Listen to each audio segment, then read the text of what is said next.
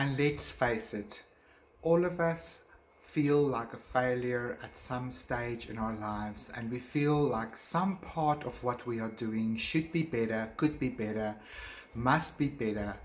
And all of these things that we place on ourselves places us under a lot of pressure to perform and to have some kind of life that you can compare with what we think should be.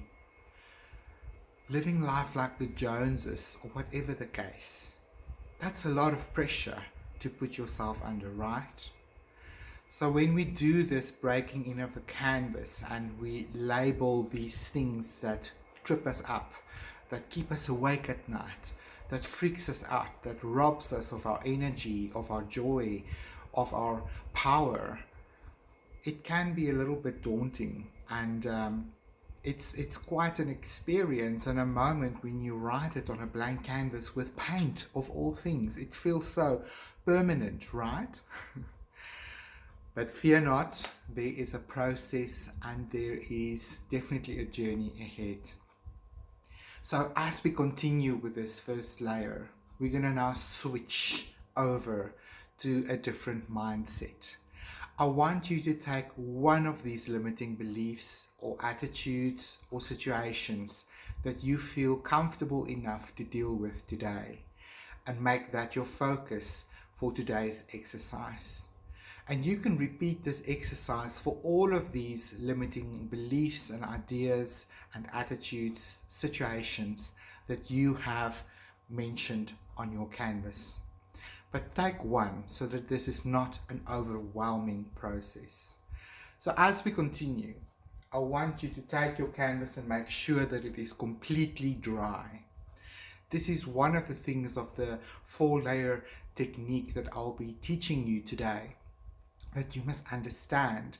When you move into a follow-up layer, it is very important that the underneath layer be completely dry.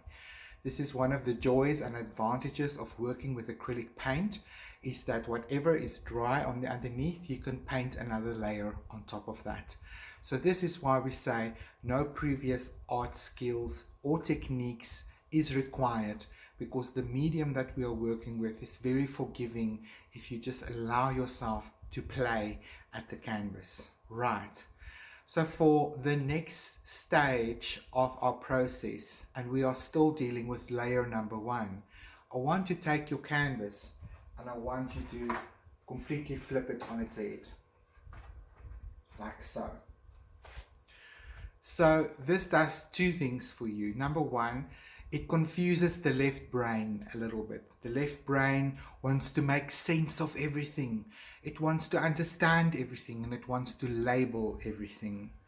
So when we flip things on its head, the left brain gets confused and it shuts down for a little bit.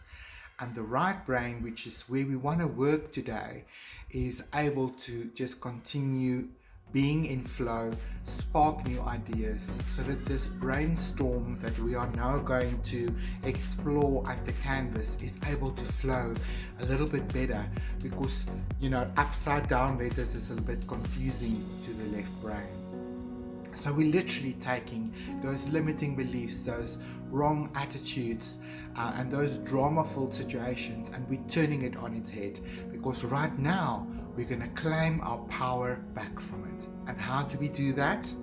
We tell a different story.